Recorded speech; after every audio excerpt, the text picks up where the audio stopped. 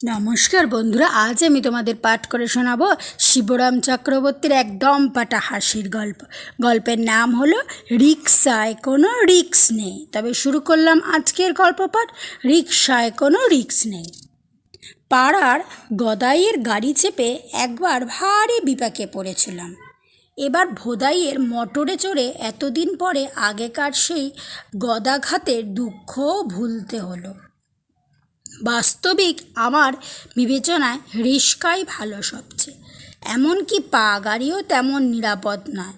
চালিয়ে গেলে কি হয় জানি নে, চালাইনি কখনো, কিন্তু আর কেউ যদি সাইকেল চালিয়ে আসছে দেখি তখনই আমি 7 হাত দূরে পালিয়ে যাই।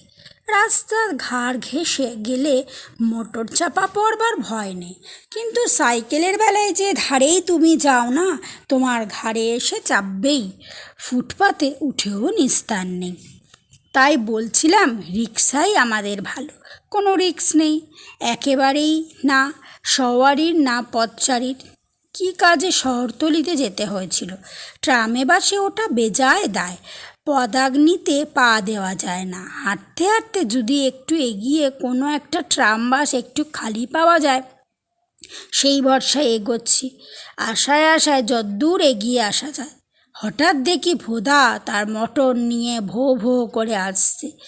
আমাকে দেখে আমার পাশে এসে দাঁড়িয়েছে। এসেও আমার গাড়িতে পৌঁছে দিচ্ছি তোমায়, বলল সে। ঠেলতে হবে না তোটো ফের? উঠতে গিয়েও থমকে দাঁড়ালাম। কি বললে? গাড়ি চড়ার ভারী ঠেলা ভাই। গদাইজনিত আমার পূর্বাভিজ্ঞতা ব্যক্ত করলাম। সে গাড়ি একবার থামলে আর চলবার নামটি না, না থেমে গেলেই নেমে গিয়ে ঠেলতে হয় আবার। গদাই আর আমি দুজনে মিলে সেই গাড়ি চালিয়ে গদাইয়ের সামনে স্টিয়ারিং হুইলে, আর আমি গাড়ির পেছন থেকে 7 দিন আমার কাত হয়ে থাকতে হয়েছিল বিছানায়। কাতর কণ্ঠে জানালাম, তোমার গাড়িও সেই রকম, নেমে নেমে মাঝে মাঝে ঠেলতে হবে না তো? কি যে বলো তুমি! এ কি গদাইয়ের ললঝড় গাড়ি পেয়েছো? আনকোরা নতুন মডেলের গাড়ি দেখছো না? কিন্তু গাড়ি ঠেলাচ্ছেও যে ভারী ঠেলা আছে, আরও সেই অভিজ্ঞতা হলো আমার সেদিন। কেমন করে যেন আঁচ পাচ্ছিলাম সেই অবশ্যম্ভাবী অভিজ্ঞতার। আমার অবেচন্তন বিজ্ঞতার মধ্যেই হয়তো বা তার আভাসেই বলতে গেলাম কি না কে জানে, কিন্তু তার দরকার কি এমন? আর একটুখানি গেলেই তো শহরতলি স্টেশনটা, সেখানে থেকে ট্রেনে চেপে শিয়ালদা, শিয়ালদার ট্রাম ধরে কলেজ স্ট্রিট মার্কেট, আমার ভাগ্নের বইয়ের দোকান হয়ে সেখান থেকে চোরাবাগান, আর কতটুক বলতে গেলাম আমি। তাহলে বেশ দেরি হবে তোমার, বাধা দিয়ে বললে ভোদা।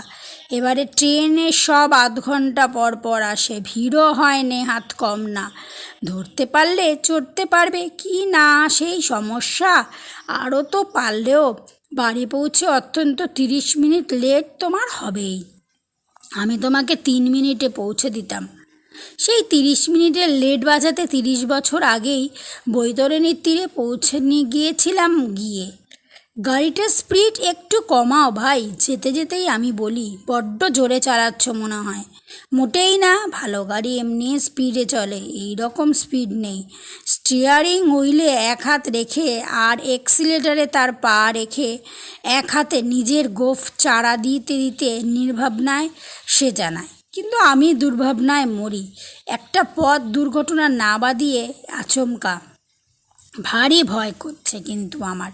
যদি একটা কিছু 1 ইঞ্চির চেয়েও কিঞ্চিত বেশি ব্যবধানে একটা সাইকেলের পাশ কাটিয়ে সে যায়, জানো, গাড়িকে সবসময় টিপটপ কন্ডিশনে রাখতে হয়, তাহলে আর টপ করে কোনো দুর্ঘটনা ঘটে না। গাড়ির মেকানিজম যদি গাড়ির মালিকের জানা থাকে, তাহলে তো সর্বদাই যেন সে নিজের গাড়ি খবর রাখে আর নিজেই চালায়। তা বটে, উল্কার মতন একটা লরির পাশ দিয়ে যাবার কালে সভায় আমি চোখ বুজি, আমার কথা আর নিঃশ্বাস 2 বন্ধ হয়ে আসে। এই লরিগুলোই তো অ্যাক্সিডেন্ট বাধায়, বুঝেছ? কি করে চালাতে হয় জানে না একদম। ভোদা ভারী বেজার হয়ে উঠে লরিটার উপর। হ্যাঁ, কি বলছিলাম? এর কলকবজা সব আমার নখদর্পণে, এর কোণার বল্টুটুকু আমার অজানা নয়। আমার গাড়ি আমি নিজেই সারাই, কোনো কারখানায় সারাইতে পাঠাই না। গাড়ির সব স্পার্স নষ্ট করে দেয় তারাই। পরপর দুটো পেট্রোল ট্যাঙ্কে রক ঘেঁষে চলে যায় গাড়িটা। না, ভোদার আমন্ত্রণ না নিলেই বুঝি ভালো করতাম আজ। গাড়ির আসল জিনিস হচ্ছে তার ব্রেক। ব্রেক যদি তোমার ঠিক থাকে, দুনিয়ার কিচ্ছু তোমাকে তোয়াক্কা নেই, বুঝলে? ব্রেক তোমার ঠিক আছে তো? কম্পিত কণ্ঠে জানতে চাই। আর ওই স্পিড মোটরে 65 মাইলের স্পিড উঠেছে দেখতে পাই। 65, 65, 65 আমার মনে অনুরারিত হতে থাকে। ব্রেক আমার পারফেক্ট বলেই তো এত জোরে আমি চালাতে পারি। ওর কণ্ঠে ধ্বনিত হয়ে ওঠে।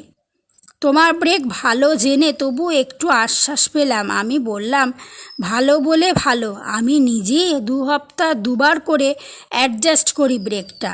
ব্রেকের কোনো গলদ আমি বরদাস্ত করতে পারি নে। ব্রেকই তো গাড়ির প্রাণ, হ্যাঁ। আর সোয়ারিদেরও বই কি আমি সায় দিই ওর কথায়। তাহলেও একটু আস্তে আস্তে চালালে কি ভালো হতো না? ক্ষতি কী ছিল? তাহলে তো গরুর গাড়ি কি রিক্সাতেই যেতে পারতে। এই দেখো 70-এ তুলছি স্পিড, চেয়ে দেখো। সে দেখায় ওই ব্রেকের ভরসাতেই।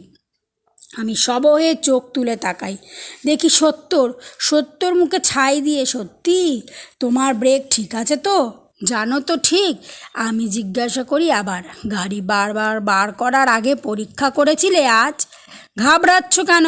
আমার ব্রেকের সম্পর্কে তোমার কোনো সন্দেহ আছে কি না? দাঁড়াও তাহলে এক্ষুনি তোমার সন্দেহ মোচন করি। চক্ষুকর্ণের বিবাদভঞ্জন হয়ে যাক, এই দারুণ স্পিডের মাথাতেই আমি ব্রেক কষবো ঠিক এখান থেকে 100 গজ দূরে। দরজায় পাল্লাটা শক্ত হয়ে বসো, রেডি। আর ঠিক 100 গজ দূরেই সেই কাণ্ডটা ঘটল। বরাত জোরে যে 3জনেই আমরা রক্ষা পেলাম। একটু আধটু আঁচড়ের উপর দিয়েই বাঁচল হলো শেষ যাত্রায়। 3জন মানে আমি, ভোদা আর পেছনের খালি ট্যাক্সির ড্রাইভারটা। দুখানা গাড়ির ধগজনাবেশের ভিতর থেকে যখন কোনো রকমে খাড়া হয়ে উঠেছি, তখন ওদের দুজনের মধ্যে দারুণ তর্ক বেঁধেছে।